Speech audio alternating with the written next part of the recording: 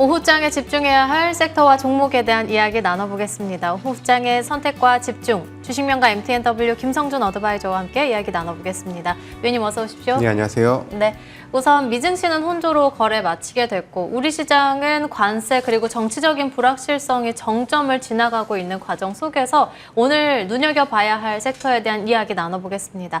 먼저 첫 번째 섹터로는 화장품입니다. K-뷰티가 이제는 프랑스까지 제쳤다고 하는데 미국에서 화장품 수출 1위로 우뚝 올라서게 됐습니다. 우선 아모레퍼시픽부터 살펴본다면 이익 안정성 높아졌다면서 목표주가 상향 조정까지도 나오게 된 상황이고 수급도 좋은 만큼 과연 대장주의 자리를 좀 꿰찰 수 있을지 지켜봐야 될 것 같은데 기타 화장품주들도 오늘 잘 가고 있거든요. 추가적인 전략은요?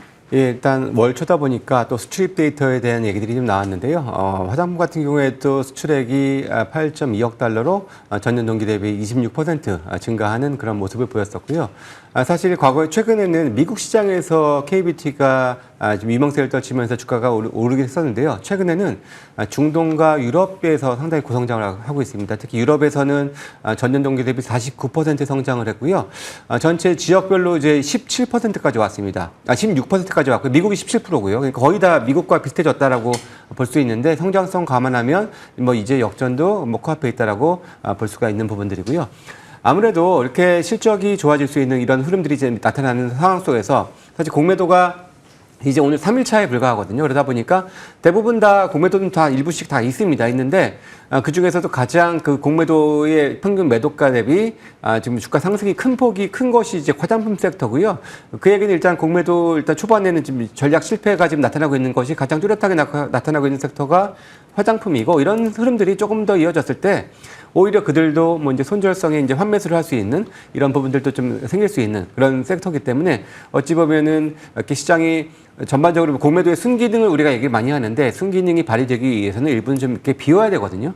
이런 비우는 흐름 중에서도 가장 그래도 좀 돋보이는 섹터가 이제 화장품이고요. 이런 흐름들은 당분간 조금 더 이어질 가능성이 높지 않겠나라고 말씀을 드리겠습니다. 첫 번째로는 화장품이었고요. 두 번째로는 조선으로 바로 넘어가 보겠습니다. 이번에 미국에서 처음으로 중국 발주 선박을 취소했다고 하는데 이 부분이 우리 기업의 반사익으로 작용이 될 수 있을지 지켜봐야 될 것 같은데요. 우선 조선주들 오늘 전반적으로 잘 가고 있습니다. 전략은요? 예, 최근 상당히 좀 안정적인 흐름을 보여주고 있고 제가 이제 공매도의 좀 대안 섹터로서도 이제 한번 보자라고 말씀을 드렸던 부분들이기도 한데요. 물론 이제 최근 들어서 이 지정학적 분쟁이 완화되는 흐름 나오면서 일부 상선주들 같은 경우에는 상선에 대해서는 다소 조금 안 좋아질 수도 있다, 업황이 안 좋아질 수 있다라는 의미 그 얘기들도 있습니다만은 최근에는 이제 LNG라든지 해양 설비 그리고 또 이제 방산 이런 쪽으로 이제 중심으로 해서 성장을 해 나갈 것으로 보여지고요. 또 그쪽 분야에서 국내 업체들은 상당한 또 경쟁력을 가지고 있는 부분들이고요. 어제도 하나오션에 또 이제 VLCC 수주 소식도 있었는데요.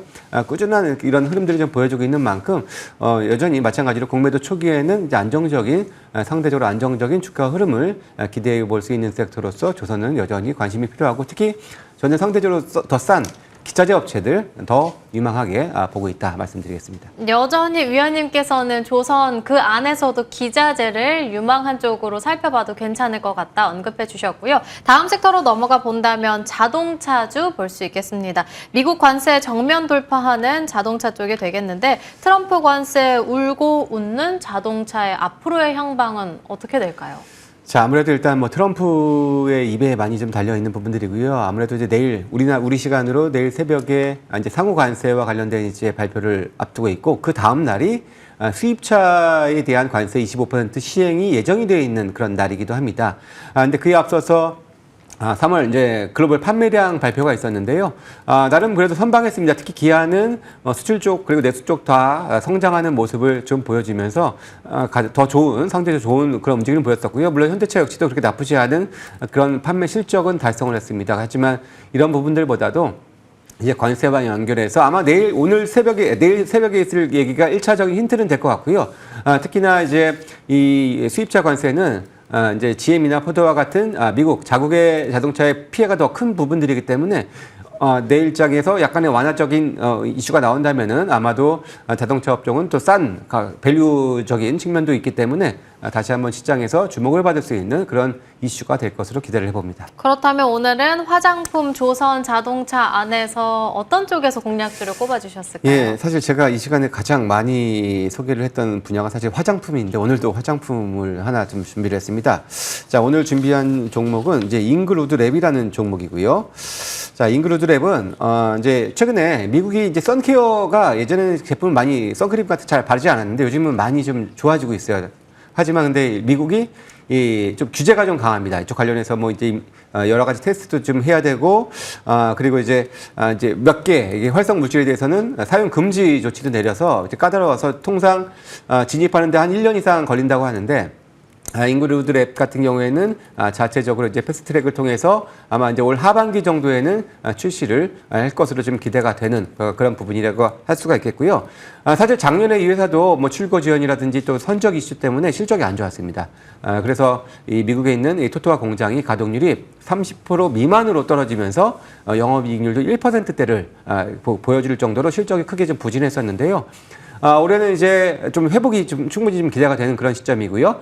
특히 코스메카 코리아가 잉글우드랩의 지분을 이제 10,000원의 공개 매수를 통해서 추가 확보해서 이제 50%를 지금 확보를 했습니다. 그래서 둘 간의 이제 시너지를 통해서 다시 한번 이제 회복 기대가 되고 워낙에도 가동률이 낮다는 얘기는 이제는 추가적인 투자 없이도 또 올해 좋아질 수 있다는 쪽으로도 연결할 수 있는 부분들이기 때문에 올해는 또 실적에 대한 기대가 있고요. 마지막으로 이 회사가 공매도가 거의 없습니다. 제가 최근에 소개했었던 삐아도 비슷한데 공매도가 없는, 그러니까 최대 지주 지분이 많습니다. 이런 회사들 같은 경우에는 공매도에 그렇게 노출도가 상대적으로 낮다라는 측면들이 어떻게 보면은 최근 이 공매도 때문에 몸살을 앓고 있는 최근 시장 속에서는 이런 것들도 상당한 좀 이점이 되지 않을까 이렇게 기대를 해봅니다. 공매도 우려도 없고 실적 반등에 대한 기대감까지 있는 종목으로 잉글우드랩을 꼽아주셨다면 가격 전략은 어떻게 잡아볼까요? 예, 사실 이 회사도 뭐 최근 들어서 계속 주가가 좀 오랜 기간 좀 침체를 좀 보여왔었습니다. 하다 보니까 이제 대략 그 이전에 박스권의 상단 정도 수준이 이제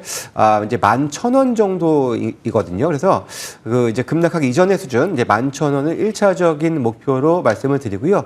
손절 라인은 이제 8,000원으로 제시를 해드리도록 하겠습니다. 네, 오늘 공략주로는 잉글우드랩 말씀해 주셨고요. 목표 주가 11,000원, 손절 라인은 8,000원으로 잡아주셨습니다. 추가적으로 종목 점검 받아봐야겠는데 줄줄이 화장품주들 저희가 볼 수 있겠습니다. 먼저 J2K바이오는 화장품 원료 관련해서 나흘째 올라오고 있는데 13,000원에서의 전략은요? 일단 사실 이 회사가 변동성은 좀 많이 좀 있긴 합니다. 하지만 역시 말씀하셨던 것처럼 화장품 연료 쪽에서의 또 이익률이 상당히 좀 좋은 회사고요. 어떻게 보면 최근에 약세장 속에서 나름의 좀 틈새의 형성을 좀 보여주고 있는 부분들이고요. 또 화장품뿐만 아니라 또 이제 바이오 쪽으로도 영역 확장을 좀 기대가 되는 그런 회사고, 물론 뭐 변동은 있습니다만 그래도 추세적인 움직임, 상당히 좀 양호한 움직임이고, 이제 11,000원 부근에서는 하방 경직이 확실하게 좀 보여주고 있는 만큼, 이제 다시 한번에 좀 고점 돌파 시도를 하면서 제가 목표가를 제시를 해드렸었는데, 일단 아직까지는 그 수준까지 조금 더 열어놓고 보유 전략을 말씀을 좀 드리도록 하겠습니다. 코스메카 코리아는 기관이 무려 12거래일 연속 담아가고 있습니다. 가격 전략은요? 예, 사실 이 회사 같은 경우에도 역시 공매도는 꾸준하게 나오고 있습니다만은 이제 말씀하셨던 기관의 매수와 함께 오히려 지금 어찌 보면 지금 뭐 수익률 15% 정도가 지금 공매도의 손실률과 비슷할 정도로 계속해서 좀 안 좋은 흐름을 좀 보여주고 있거든요. 이런 것들이 조금 더 상승을 한다면은 뭐 저는 오히려 이제 역으로 더 긍정적인 수급으로 전향될 수 있다라고 말씀을 드리고, 잉글우드랩과 마찬가지로 뭐 똑같은 이제 어차피 이제 자회사 모회사 사이이긴 한데 하반기에 대한 실적에 대한 개선에 대한 기대감이 올 한 해는 있는 만큼 뭐 충분히 좀 안정적인 성장, 그 반등을 상승을 기대를 해볼 수 있지 않을까. 이렇게 말씀드리겠습니다. 그리고 4월 달에 대한 시장 전략 무료 공개 방송 준비해 주셨죠? 예, 일단 뭐 관세가 가장 또 앞두고 있습니다. 뭐 이런 부분들에 대해서 일단 전략들 좀 말씀을 좀 드려야 될 것 같고요. 그리고 무엇보다 요즘은 시장 민감하게 좀 반응하고 있는 만큼 시장에 따른 좀 그 국면별 관련된 종목들까지도 같이 또 말씀을 드리도록 하겠습니다. 네, 2시 반 무반까지 함께 하시길 바라겠고요. 지금까지 김성준 어드바이저와 함께 이야기 나눠봤습니다. 오늘 말씀 감사합니다. 감사합니다.